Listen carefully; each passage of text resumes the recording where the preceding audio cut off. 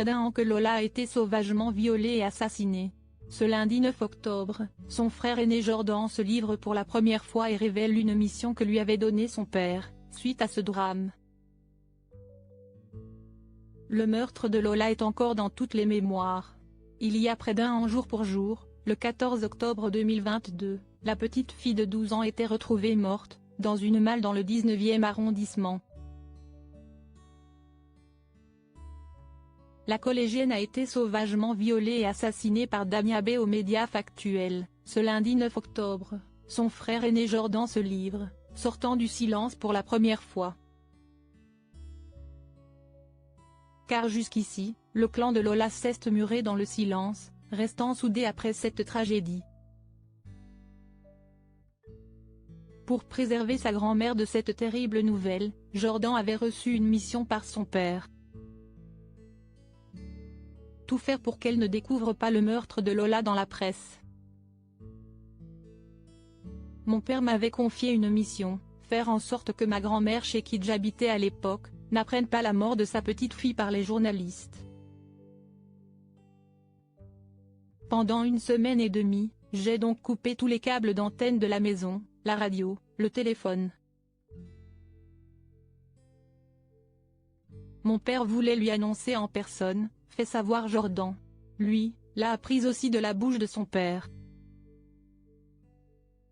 Il s'en souvient encore. Mon papa m'a appelé alors que j'étais à la gare de Lille, ta sœur a disparu. Je n'étais pas spécialement inquiet, j'imaginais qu'elle était chez une copine et qu'elle avait oublié de prévenir mon père. Vers 4 heures du matin, mon père m'a rappelé pour m'annoncer que Lola avait été retrouvée et qu'elle avait été assassinée.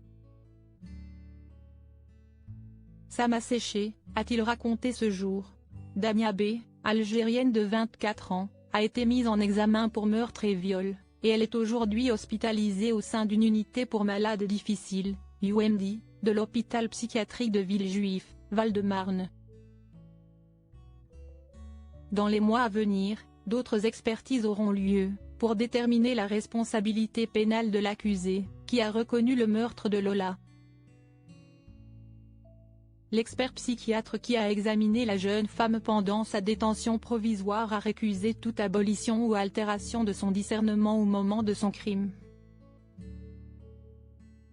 Je ne suis pas psychologue, mais je ne pense pas qu'elle soit folle au sens clinique du terme. Si estime mon avis, fait savoir Jordan. Il espère obtenir des réponses au procès, bien qu'aucune ne pourra le satisfaire.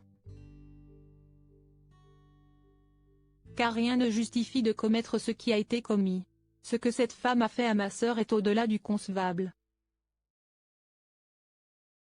J'évite de penser à cette personne, si on peut encore dire que si est une personne, confie le frère de Lola.